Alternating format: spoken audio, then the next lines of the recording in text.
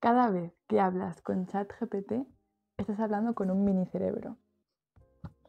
Yo siempre he pensado que la inteligencia artificial era como magia. Ordenadores, tecnología, yo de todas estas cosas no entiendo. Hasta que descubrí que el origen de la inteligencia artificial no está en todo esto, está en las neuronas, en nuestro cerebro. Y después descubrí que yo podía entender las bases de la IA entendiendo cómo funcionan las neuronas. O sea, allí me voló la cabeza. O sea, literal, que me voló la cabeza. Durante todo el vídeo os voy a hablar de un tipo de inteligencia artificial que se llama redes neuronales artificiales, que nos da un spoiler. Solo voy a hablar de esta porque fue la primera que se desarrolló. Ahora hay otras IAs que no están inspiradas en el cerebro. Igualmente, la primera, las redes neuronales artificiales, sigue siendo la más importante y es la que forma ChatGPT. Vale, os pongo un poco en contexto. Hasta finales del siglo XIX se pensaba que el sistema nervioso era una masa uniforme. Después se vio que no, que estaba formado por unidades independientes, las neuronas. Y con el tiempo se fueron descubriendo sus características, como su estructura y que funcionan por electricidad. Entonces, a partir de este conocimiento que se tenía sobre las neuronas, es donde empieza la inteligencia artificial. Dicho esto, ya podemos empezar. La historia comienza con dos genios y un propósito, entender cómo pensamos. Y su investigación se remonta a 1943. Es que 1943. Muy fuerte esto. Yo siempre pensaba que la inteligencia artificial era algo reciente, al menos no sé, yo creo que lo pensábamos todos. Pues no. Su origen está antes de los ordenadores. Las dos personas que empezaron todo fueron Warren McCulloch y Walter Pitts. Warren McCulloch era neurocientífico y filósofo, y estaba obsesionado en comprender cómo la actividad eléctrica que observaba en el cerebro podía pasar a ser nuestra mente, nuestros pensamientos y nuestras emociones. Walter Pitts era un joven prodigio autodidacta en lógica y matemática. Cuando digo prodigio, es porque, por ejemplo, se estuvo 3 días en una biblioteca leyéndose un libro muy difícil, que se llama Principia Matemática, y después se puso a escribirle una carta al autor del libro diciéndole lo que le parecían problemas muy serios del libro. Entonces, claro, el autor leyó la carta, se quedó flipando y adoptó a Pitts como su aprendiz. Pitts empezó la universidad con 15 años y no tenía ni casa ni ingresos. Y allí es cuando conoció a Warren McCulloch. McCulloch vio el potencial que tenía y lo invitó a que viniese a vivir con él y su familia. Pitts ya era mayor de edad, tenía 20 años y bueno, se llevan 25 años. Una de las razones por las cuales se juntaron estos dos fue porque tenían una opinión que no era muy común en este momento. Básicamente pensaban que la mente era como una máquina y que el pensamiento era cálculo. En esa época había mucha influencia del dualismo, que significa la creencia de pensar que la mente está separada del cuerpo y que es algo no material. Ellos no estaban de acuerdo, ellos creían en el monismo, y no eran los únicos, pero claro, ahí todo el mundo estaba muy confundido porque no entendían cómo la actividad eléctrica que observaban en el cerebro podía pasar a nuestra mente, a nuestros pensamientos, nuestras emociones, todo esto, que es muy complejo y de hecho aún no se entiende muy bien cómo funciona. No se entiende tampoco aún. Vale, pues como os he dicho antes, se unieron con el objetivo de entender cómo pensamos. Y entonces pensaron, vale, vamos a pasar lo que vemos de la neurona, su estructura, cómo funciona y todo esto, a un modelo matemático que use lógica y así pues entenderemos cómo pasa de una cosa a la otra.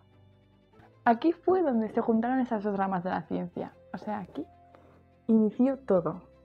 Recordemos, 1943, el inicio de la inteligencia artificial. Yo sigo flipando. McCulloch aportó su conocimiento biológico de la neurona porque era neurocientífico y Pitts su conocimiento sobre lógica y matemáticas. Y así crearon el primer modelo de una neurona. Y se llama la neurona de McCulloch y Pitts. Vale, pues entramos en materia. Como es un modelo de una neurona, os voy a explicar el modelo de la neurona a la vez. Aquí arriba tendréis la neurona y aquí abajo voy a ir dibujando el modelo. Empezamos con el inicio de la neurona, que son las dendritas, que son los canales de entrada al cuerpo de la neurona, que se llama soma.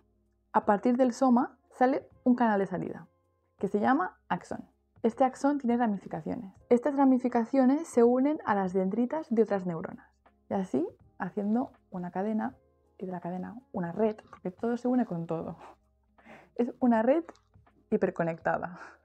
La conexión entre el axón y una dendrita se llama sinapsis.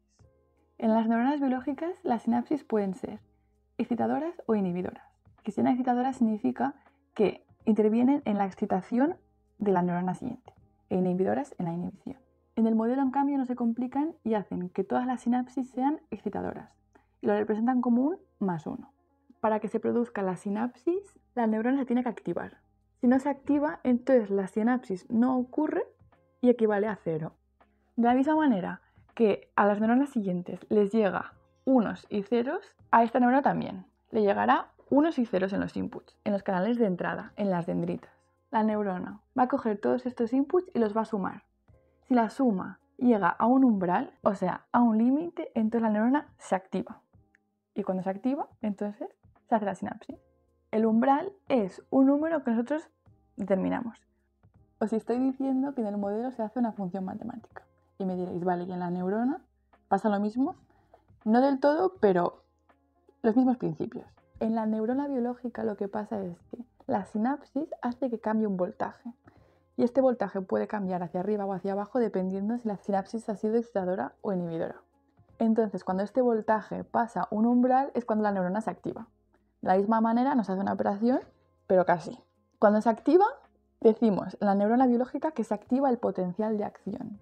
El potencial de acción es un cambio de voltaje que se va transmitiendo por todo el axón, hasta llegar a la conexión, a la sinapsis con la siguiente neurona. Y entonces, cuando llega allí, el cambio de voltaje es cuando se activa la sinapsis. Se activa la transmisión de la señal, igual que en el modelo. Este axón puede ser larguísimo, puede medirnos toda nuestra altura, desde el cerebro hasta la punta de los pies. Entonces se tiene que transmitir de alguna manera, pues es este potencial de acción. Vale, y ahora me diréis, muy bien, pero ¿para qué sirve este modelo? ¿Qué consiguieron con esto? ¿Consiguieron algo? Consiguieron resolver problemas de lógica. Os voy a dar un ejemplo para que os lo imaginéis. Imaginaos que queremos resolver la pregunta si podemos ir de viaje o no. Y para poder resolver esa pregunta tenemos que tener en cuenta 3 factores. Si tenemos dinero, si hace buen tiempo y si nuestros amigos pueden ir con nosotros. ¿Vale? Un ejemplo. Entonces, ahora diréis, ¿qué estás diciendo? Un momento. Entonces, estas 3 variables que tenemos son los diferentes inputs. Aquí el dinero, aquí el tiempo y aquí los amigos. Estas 3 cosas pueden pasar o pueden no pasar. Podemos tener dinero o no tenerlo, que haga buen tiempo o no, etc. Entonces, si pasa, decimos que es un 1 y si no pasa, 0. Llegan los inputs y van a la fórmula. Vale, ¿qué umbral le ponemos? Pues yo considero que si se cumplen esas 2 condiciones, entonces sí que puede ir de viaje. Por lo tanto, el umbral será 2. Entonces llegan los inputs, se suma. Si 2 de estas condiciones se cumplen, llega al umbral 2, se activa la neurona, responde como 1 y eso significa que sí que voy de viaje. Si solo se cumpliese una condición como que hace buen tiempo, no me sirve. Si se cumplen las 3, supera el umbral igualmente, así que perfecto. Vale, y ahora me diréis, el dinero es más importante que lo demás, o sea, si no hay dinero no hay viaje. Sí, tenéis razón. Esto, que haya variables que tienen más importancia que otras, vendrá después. Vale, habéis visto cómo se puede utilizar esta neurona, ¿no? Este modelo. Entonces, lo que hicieron ellos es juntar muchas neuronas, hacer una red, como nuestra red neuronal real en nuestro cerebro, y lo que consigues es resolver problemas mucho más complejos, como por ejemplo, esa neurona hemos dicho que decide si vamos de viaje, ¿no? Pues si es que sí, se lo transmite a la siguiente. La siguiente pues decide dónde vamos. Y entonces necesita otros inputs para decidir. Cuando decida dónde, entonces habrá que decidir el hotel. Y claro, hasta aquí, el hotel, hasta el infinito. Hasta donde quieras. Porque el infinito no se puede. Hombre, si fuese infinito, entonces tendríamos un problema, porque la inteligencia artificial nos superaría 100%. Desde aquí, desde la neurona de McCulloch y Pitts, es de donde partieron los siguientes investigadores añadiendo avances y mejoras hasta llegar a día de hoy. Hasta ChatGPT. 1943. Muy fuerte. Y encima todo esto inspirado en el cerebro, ¿eh? Wow. Cerrado este capítulo, avanzamos. Este modelo tiene un problema, que es que los parámetros no cambian con el tiempo. A menos que los cambies tú, el propio modelo no cambia. Entonces, si no cambia con el tiempo, ¿qué significa? Que no puede adaptarse, o sea que no puede aprender. Por lo tanto, que no es inteligente. No es una inteligencia artificial aún. es el inicio. Entonces, aquí viene nuestro tercer personaje, Donald Hebb, un psicólogo que propuso un principio que sigue siendo fundamental en neurociencia a día de hoy, la regla de Hebb. Vale, pues os explico lo que dice Hebb. Tenemos una neurona A que está conectada a una neurona B, tiene una sinapsis.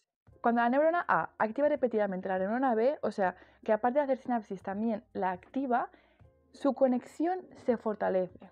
Es decir, que la neurona B cada vez se activará más fácilmente por la neurona A.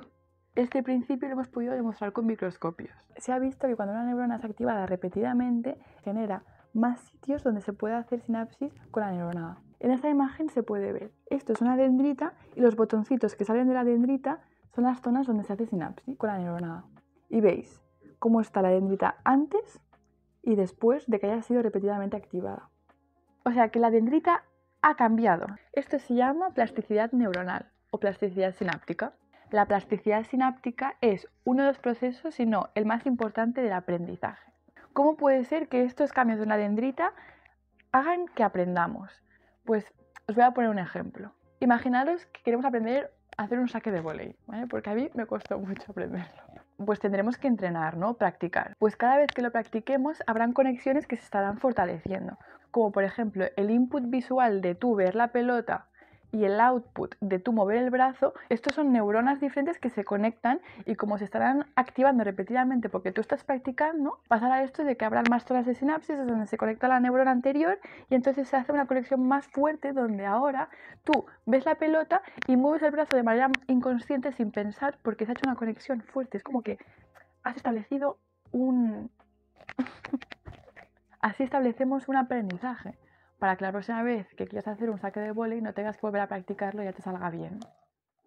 La regla de Hebb es fundamental porque provoca que los investigadores quieran incorporar este concepto de plasticidad neuronal a la neurona, al modelo de McCulloch-Pitts y conseguir que la red, con un poco de suerte, aprenda.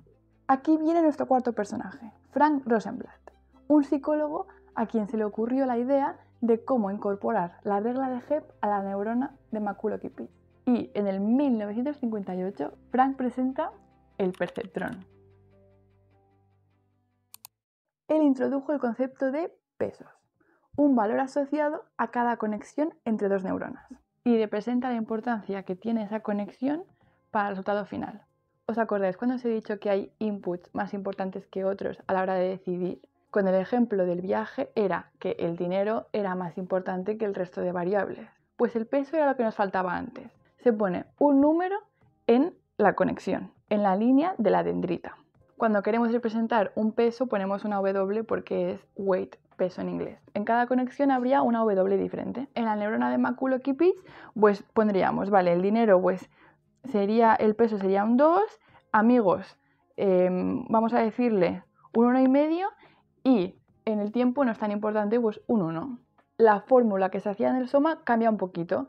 Ahora, en vez de solo sumar, pues a cada input se le multiplica su peso y después se suma. Y pasa lo mismo. Cuando la suma supere o iguale el umbral, se activa la neurona y se transmite una señal. Frank llama a este modelo de neurona perceptrón. Vale, y os preguntaréis, ¿y la regla de Hebb dónde está aquí? Pues lo que pensó Frank es que se puedan ir modificando los pesos con el tiempo y que la propia red sea la que cambie los pesos. O sea, que sea la red la que aprende. Para que pueda aprender hace falta que haya un proceso de entrenamiento, igual que nosotros aprendiendo a hacer el saque de vóley.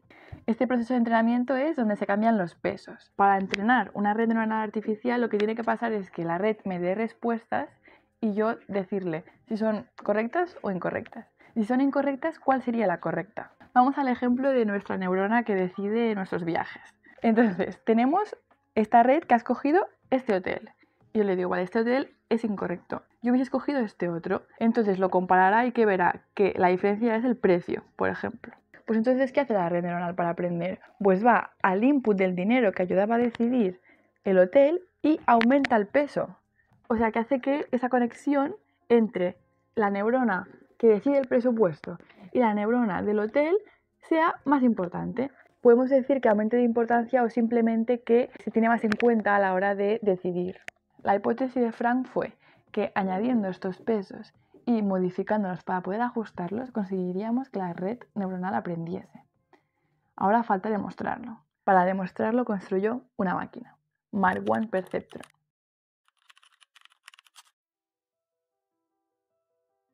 Básicamente es una maqueta de una red de perceptrones unidos. Los cables eléctricos hacen de axones, tiene potenciómetros que hacen resistencia, que hacen de pesos, bueno, todo un mundo.